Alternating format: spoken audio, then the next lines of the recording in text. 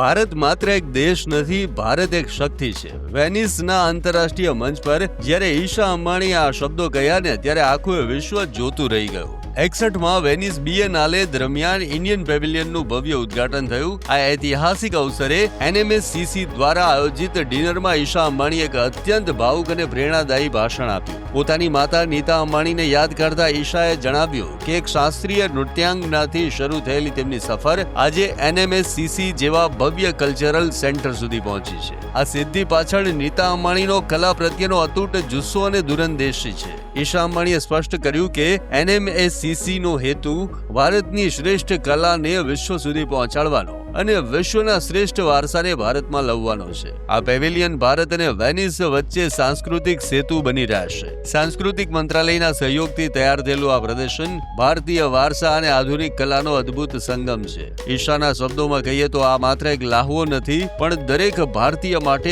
ગર્વની ક્ષણ છે. આંતરરાષ્ટ્રીય હસ્તીઓની હાજરીમાં ભારતીય કલાનો ડંકો વાગ્યો છે. ત્યારે મિત્રો, કમેન્ટમાં ગર્વથી લખો, જય હિન્દ.